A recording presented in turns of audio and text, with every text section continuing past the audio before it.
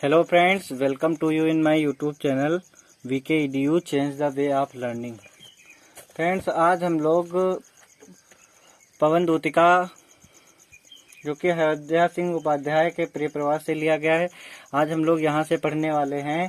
पिछले वीडियो में हमने यहाँ तक पढ़ लिया है, वो आपका पार्ट सेकंड था। तो अगर अभी तक आपने पार्ट फर्स्ट और पार्ट सेकंड नहीं पढ़ा है तो प्लेलिस्ट में जाकर आप पार्ट फर्स्ट व सेकंड पढ़ लीजिए। देखते हैं। सांचे ढाला सकल वपु है, दिव्य सौंदर्यशाली, सत पुष्पोसी सुरभि उसकी प्राण संपोषिका है। दोनों कंधे वृषभ वर से हैं बड़े ही सजीले, लंबी बाहें कलभ कर सी शक्ति की पेटिका है। सांचे ढाला सकल वपु है, दिव्य सौंदर्यशाली। राधा पवन दूतिका से कहती हैं कि सांचे ढाला सकल वपु है। सकल माने संपूर्ण, सांचे ढाला माने सांचे में ढला हुआ, वपु माने शरीर। राधा पवन दूतिका से श्री कृष्ण के विषय में गुणगान करते हुए कहती हैं कि उनका शरीर, उनका संपूर्ण शरीर सांचे में ढला हुआ है, अर्थात सुडौल है, और जो कि अलौकिक सौंदर्य का वर्णन करता है। सत पुष्पोसी सुरभि उसकी प्राण संपोषिका है। सत पुष्पोसी सुरभि उसकी प्राण संपोषिका है। और उनके शरीर से निकलने वाली सुगंधित पुष्पों के समान जो सुगंध है वो प्राणों को पोषण करने वाली है। राधा जी कहती हैं कि उनके शरीर से जो पुष्पों के समान सुगंध निकलती है वह प्राणों को पोषण प्रदान करने वाली है। दोनों कंधे वृषभ वर से हैं बड़े ही संजीले,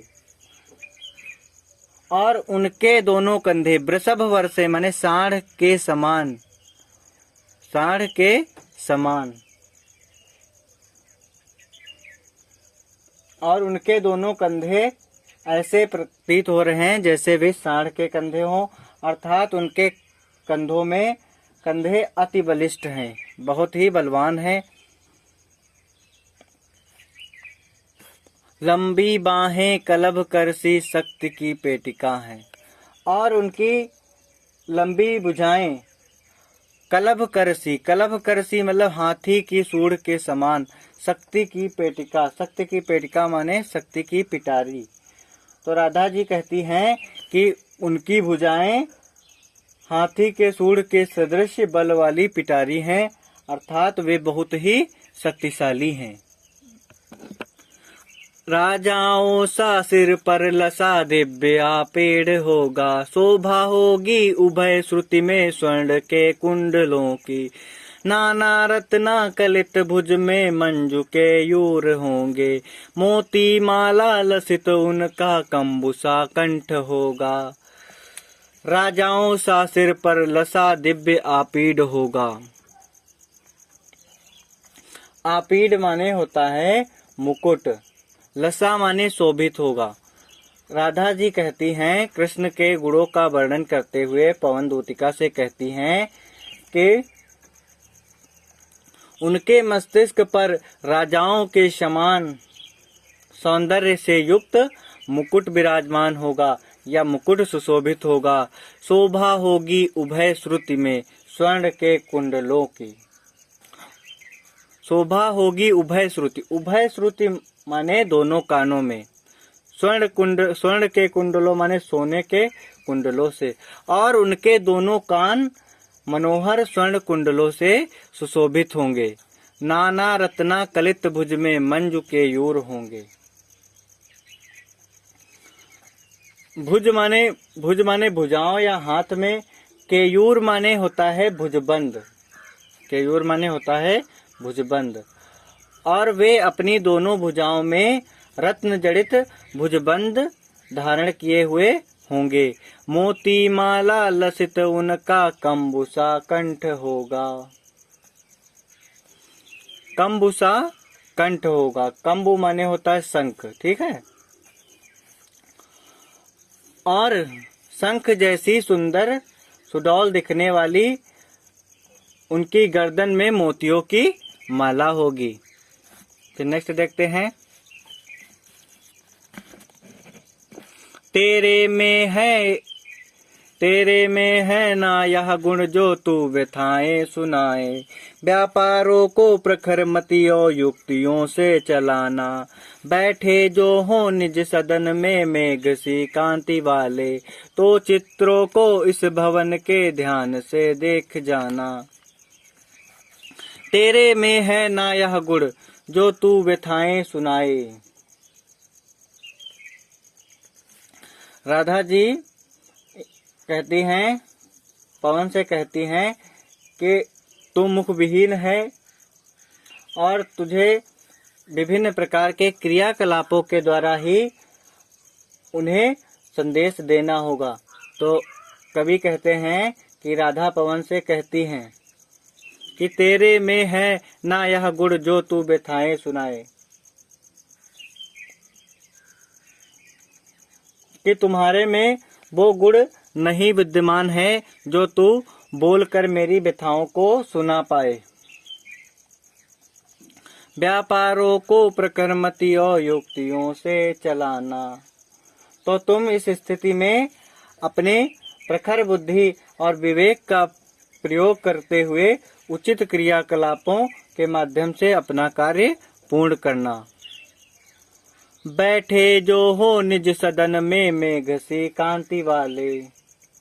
यदि मथुरा पहुंचने पर श्री कृष्ण जो कि मेघ की कांति वाले हैं, यानी कि बादलों की कांति के समान प्रतीत होने वाले श्री कृष्ण निज सदन में बैठे हो, निज सदन में मेघ की कांति के सदृश प्रतीत होने वाले श्री कृष्ण अपने सदन में या घर में बैठे मिले, तो चित्रों को इस भवन में ध्यान से देख जाना।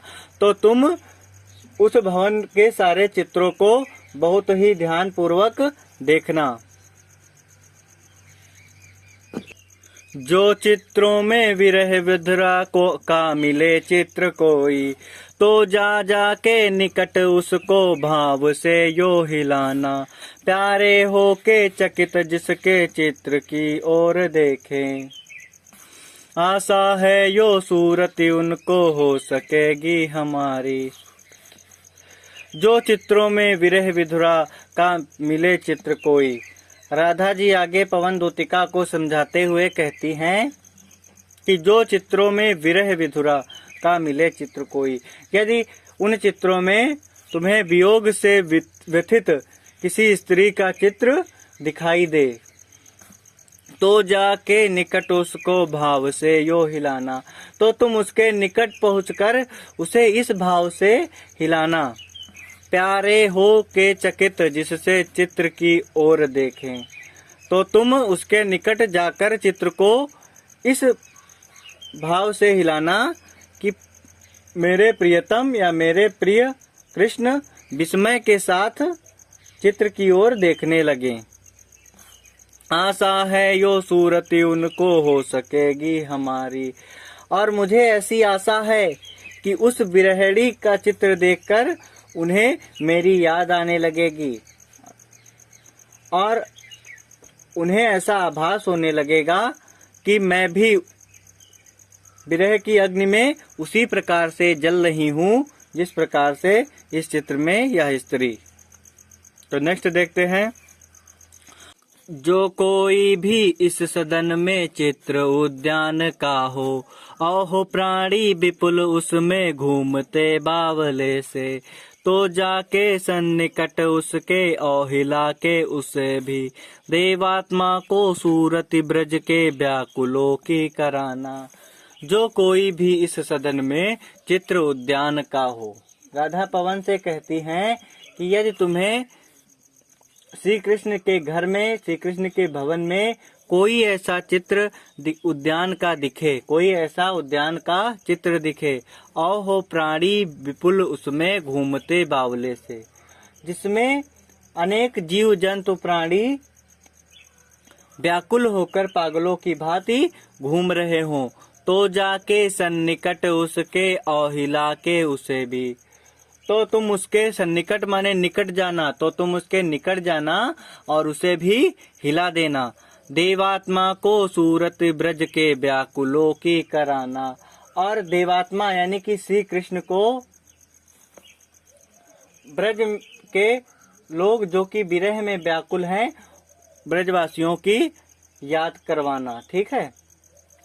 तो इस पंक्तियों के माध्यम से राधा जी दूतिका से कहती हैं कि यदि कृष्ण के घर में तुम्हें कोई ऐसा उद्यान का चित्र दिखे जिसमें प्राणी जीव जंतु व्याकुल होकर पागलों की भांति घूम रहे हों, तो तुम उस चित्र के निकट जाकर उसे भी हिला देना, ताकि श्री कृष्ण को उसे देखकर विरह में व्याकुल ब्रजवासियों की याद आ जाए। तो नेक्स्ट देखते हैं। कोई प्यारा कुसुम कुम लागे हमें जो पड़ा हो, तो प्यारे के चरण पर ला डाल देना उसी को।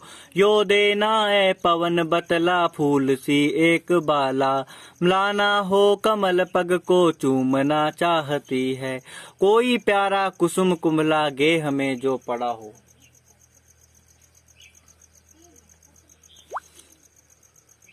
राधा जी कहती हैं कि यदि श्री कृष्ण के घर में कोई तुम्हें सुंदर सा मुरझाया हुआ फूल दिखाई दे, तो प्यारे के चरण पर ला डाल देना उसी को। तो तुम उसे उड़ाकर उनके चरणों पर डाल देना। यो देना ए पवन बतला फूल सी एक बाला। और ताकि हे पवन, उन्हें यह आभास हो जाए कि फूल सी उदास कोई बाला माने बालिका, की फूल सी उदास कोई बालिका मलाना हो कमल पग को चूमना चाहती, कि फूल सी उदास कोई बालिका व्याकुल होकर उनके चरण को चूमना चाहती है। जो प्यारे मंजू उपवन या वाटिका में खड़े हों, छिद्रों में जा कुंडित करना वेड़ुसा कीचकों को। यो होवेगी सुरति उनको सर्व गोपांगना की, जो है वंशी श्रवण रुचि से दीर्घ उत्कंठ होती। जो प्यारे मंजू उपवन या वाटिका में खड़े हों। कवि कहते हैं कि राधा पवन दूतिका को समझाते हुए कहती हैं कि यदि श्री कृष्ण तुम्हें उपवन या बगीचे में खड़े हुए नजर आए, छिद्रों में जा कुंडित करना वेड़ुसा कीचकों को, तो तुम उपवन या बगीचे में जाकर बांसों के छिद्रों में पहुंचकर उन्हें बांसुरी के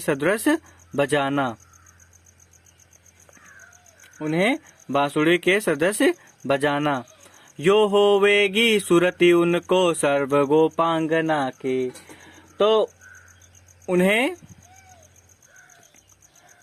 बांसुरी सुनने के लिए जो गोपियां हैं उनकी सूरति माने स्मृति होगी। ठीक है। तो इस प्रकार उन्हें सभी गोपियों की स्मृति हो जाएगी, जो है वंशी श्रवण रुचि से दीर्घ उत्कंठ होती, जो कि उनकी बांसुरी को सुनने के लिए बहुत ही व्याकुल होती थी। तो राधा पवन दूतिका से कहती हैं, यदि कृष्ण तुम्हें उपवन या बगीचे में नजर आए, तो तुम बांसों के छिद्रों में जा पहुंचकर उन्हें बांसुरी के सदृश या बांसुरी के जैसे बजाना, ताकि उन्हें उनकी बांसुरी सुनने के लिए जो व्याकुल गोपियां होती थी उनकी याद आ जाएगी। नेक्स्ट देखते हैं। लाके फूल कमल दल को श्याम के सामने ही, थोड़ा थोड़ा विपुल जल में व्यर्ग हो डुबाना। यो देना ए भगिनी जतला एक अभोज नेत्रा, आंखों को हो विरह विधुरा वार में बोरती है, लाके फूले कमल दल को श्याम के सामने ही। राधा जी कहती हैं कि हे दूतिका, लाके फूले कमल दल श्याम के सामने ही, कि मेरे श्याम के समक्ष या मेरे कृष्ण के समक्ष खिले हुए कमल की पंखुड़ियों